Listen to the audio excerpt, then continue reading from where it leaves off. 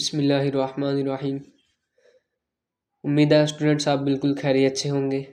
आज हम graphic designing की क्लास नंबर 2 जिसके अंदर हम सीखेंगे कि इन पेज के अंदर हम सेटिंग्स वगैरह किस तरह कर सकते हैं। जो हम टेक्स्ट वगैरह लिखते हैं उर्दू इन पेज के अंदर, उनकी फॉर्मेटिंग के जो तरीक़ाकार हैं आज हम उनको सीखेंगे। तो चलिए स्टार्ट करते हैं। मैंने इन पेज को ओपन कर लिया। ओपन होने के बाद मेरे पास ये इन पेज की स्क्रीन शो हो रही है। यहाँ पे जाकर मैंने कंट्रोल एन प्रेस करना है और एंटर प्रेस कर देना है। मेरे पास न्यू फाइल ओपन हो गई है इन पेज के अंदर। इसको मैंने F8 प्रेस करना है और इसके अंदर अपना लिखना शुरू कर देना। जैसे कि मैं लिखता हूँ SA ग्राफिक्स। मैंने ये लिखा, मैं इसको सिलेक्ट करता हूँ। सिलेक्ट करने के दो तरीक़ेकार हैं। एक, आप इसके ऊपर टेक्स्ट के ऊपर आके डबल क्लिक करें, जिस तरह मैंने ग्राफिक्स के ऊपर किया है तो ग्राफिक्स कंप्लीट सिलेक्ट हो गया। दूसरा, अगर आपने पूरी लाइन को सिलेक्ट करना है, एक मज़ीद क्लिक इसके ऊपर कर दें ग्राफिक्स के ऊपर,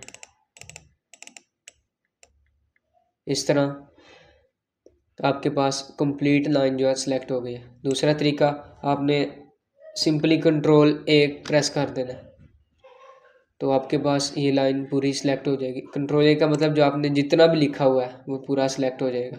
अब मैं इसको सिलेक्ट करता हूँ और यहाँ पे आता हूँ। यहाँ पे लिखा हुआ नूरीन नस्तलीक। यहाँ से हम टेक्स्ट के स्टाइल्स चेंज करते हैं जिनको हम फॉन्ट्स बोलते हैं। जो मैं फैज़ कर देता हूँ, इस तरह का आ जाएगा। ज़्यादातर हम फॉन्ट्स बॉम्बे ब्लैक, यहाँ पे मैं लिखता हूँ बॉम्बे, तो ये आ गया। ज़्यादातर इस तरह के फॉन्ट्स और अल कलम के फॉन्ट्स यूज़ होते हैं। जिस तरह ये काफ़ी ज़्यादा फॉन्ट्स हैं। ये ज़्यादातर फ़ॉन्ट्स इसके अंदर ही अवेलेबल होते हैं, लेकिन कुछ फ़ॉन्ट्स हमें बाहर से ख़ुद इंस्टॉल करने पड़ते हैं। जिस तरह मेरे पास ये पड़े हुए हैं। और ज़्यादातर अल कलम के अंदर टेलीनॉर यूज़ होता है, यहाँ पे मौजूद होगा। ये आ गया अल कलम टेलीनॉर। ये भी फ़ॉन्ट्स बहुत ज़्यादा यूज़ होता है फ्लैक्स डिज़ाइनिंग के अंदर। अच्छा, इसको मैं नॉर्मल कर लेता हूँ। यहाँ से आके आपने फ़ॉन्ट वगैरह को चेंज कर लेना है। मैं वापसी जाता हूँ और यहाँ पे जाकर नूरी को ही सिलेक्ट कर देता हूँ। अब मैं कहता हूँ ऐसे ग्राफिक्स का साइज़ बड़ा हो। इसके दो तरीक़ाकार हैं। एक, इस यहाँ पे लिखा हुआ है 12 पॉइंट, PT का मतलब है पॉइंट। यहाँ पे आके मैंने इसको पॉइंट को मज़ीद कर देता हूँ बड़ा, 24 पॉइंट हो गया। नॉर्मली हम यूज़ करते हैं, अगर मेन हेडिंग के लिए हम यूज़ करते हैं 20 पॉइंट। यहाँ पे हम लिख भी सकते हैं 20 होगा। और जो टेक्स्ट के लिए हम, जिस तरह हम बुक्स के अंदर, जैसे हम बुक्स के अंदर देखते हैं लिखा हुआ, उसके लिए है 12 पॉइंट नॉर्मल साइज। सब हेडिंग के लिए 20 पॉइंट।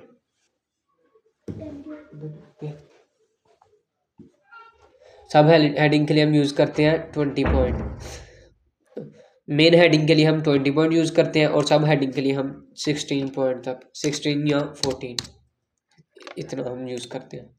और इसके बाद दूसरी और ऑप्शन है कि हमने इसको बोल्ड करना है, कि मेन हेडिंग होती है तो हमने उसको बोल्ड भी करना होता है। जैसे इसका मैं करता हूँ 20 पॉइंट हो गया इसका साइज फॉन्ट का। और ये यहाँ पे लिखा हुआ B, इसको बोलते हैं बोल्ड। इसका कीबोर्ड से शॉर्ट की है कंट्रोल B प्रेस करेंगे तो ये बोल्ड हो जाएगा। इसके बाद है इटैलिक, टेढ़ा। जिस तरह हम कई डिज़ाइनिंग के अंदर देखते हैं वो टेढ़ा भी लिखा होता है, उसके लिए हम कंट्रोल I प्रेस करते हैं। कंट्रोल I से ये टेढ़ा हो जाएगा। इनके इटैलिक यहाँ से हम ऑप्शन से भी हम कर सकते हैं। और ज़्यादातर हमें जो इंटरव्यूज़ के अंदर भी क्वेश्चन पूछे जाते हैं वो ज़्यादातर शॉर्ट कीज़ के मुतल्लिक़ होते हैं। इसलिए आपने कंट्रोल I इटैलिक के लिए और कंट्रोल B बोल्ड के लिए आपने इसको भी याद रखना है। इसके बाद आ जाता है कि हमने इसका कलर वगैरह कैसे चेंज करना है। 20 पॉइंट के नीचे लिखा हुआ है ग्रे रेड, ये ब्लैक लिखा हुआ आपको नज़र आएगा। यहाँ से आके हमने अपना कलर चेंज कर लेना। जिस तरह ये मैंने रेड कर लिया, अब यहाँ से मज़ीद मैं चेंज कर लेता हूँ, येलो, येलो कर लिया, ये अच्छा नहीं लग रहा, ग्रीन, ये ठीक है। अब इसके बाद हमारे पास कुछ अल्फाज ऐसे लंबे लंबे होते हैं, जिस तरह सीन एक दंदान वाली होती है और बिल्कुल एक सीधी होती है सीन, उनकी उसके लिए इन पेज के अंदर ये न्यू फीचर है। ये ओल्ड इन पेज के अंदर मौजूद नहीं है, ये 3.11 के अंदर ही ये फीचर मौजूद है। इसको हमने सेलेक्ट करना, और यहाँ पे सबसे लास्ट पे लिखा हुआ है के नॉन, यहाँ से आपने आके के ऑलवेज कर देना। तो ये देखें, एस का सीन भी बड़ा हो जाएगा और ग्राफिक्स का सीन भी, इनके दोनों बड़ा। अगर मैं लिखा बे लिखूँ तो वो भी बड़ा आएगा, और फिर अगर मैं गाफ लिखूँ वो भी बड़ा आएगा। अगर मैं इस ऑप्शन को ऑफ कर दूँ, नन कर दूँ, तो फिर भी अगर मैं गाफ लिखूँ तो ये इस तरह का आएगा। तो इसके बाद हमारी ऑप्शन है, इसको मैं डिलीट कर देता हूँ। साइज बड़ा करना, फॉन्ट चेंज करना, कलर वगैरह चेंज करना, फॉन्ट का साइज चेंज करना, ये भी हमने सब कुछ सीख लिया। इसके बाद हम देखते हैं कि हमने लफ्ज़ों के दरमियान कैसे वक्फा करना है। मैं सबको सिलेक्ट करके करता हूँ कंट्रोल F6 कम करने के लिए। कंट्रोल F6 प्रेस करेंगे, ये देखें वक्फा बिल्कुल कम हो रहा है। और अगर मैं 7 प्रेस करता हूँ तो ये ऊपर की तरफ होगा, 8 प्रेस करता हूँ तो नीचे की तरफ होगा। इनके अपनी जो लाइन है उससे ऊपर नीचे करना, और F5 प्रेस करता हूँ तो ये वक्फा ज़्यादा होगा, जिस तरह ये हो रहा है।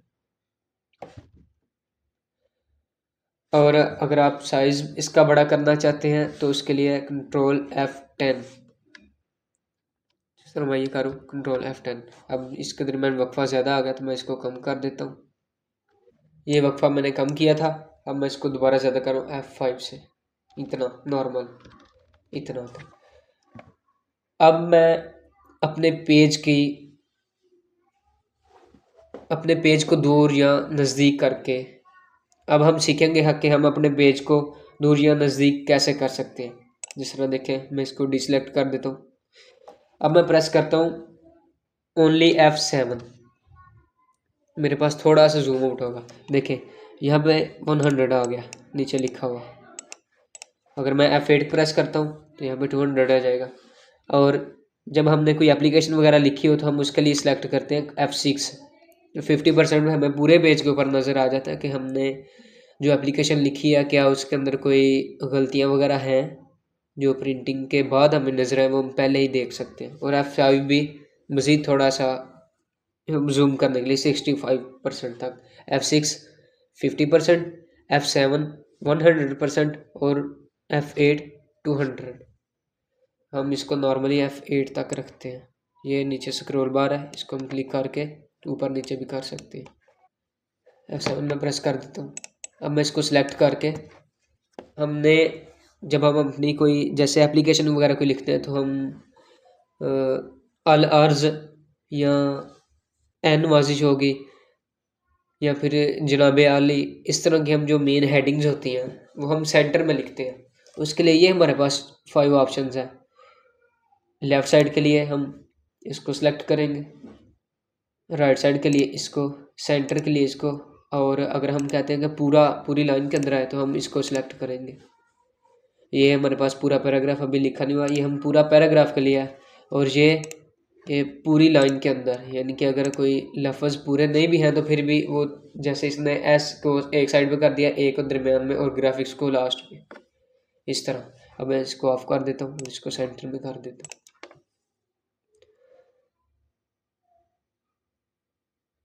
इसी तरह हम इनको कीबोर्ड की मदद से भी कर सकते हैं। वो किस तरह कर सकते हैं मैं आपको बताता हूँ। अगर आपने अल्फाज को दरमियान में करना है तो उसके लिए कंट्रोल Alt C, जिस तरह ये सेंटर में था, इसको मैं कंट्रोल Z करके बैक कर लेता हूँ। सिलेक्ट करके कंट्रोल Alt J करता हूँ। अब जो लाइनों को आखिर में बराबर करने के लिए, ये अब नहीं है, ये वाली ऑप्शन इसने इस्तेमाल की है, ये जो 4th नंबर पे है। और बाईं जानिब करने के लिए कंट्रोल लेफ़्ट साइड पे L, राइट साइड पे करने के लिए कंट्रोल Alt R, और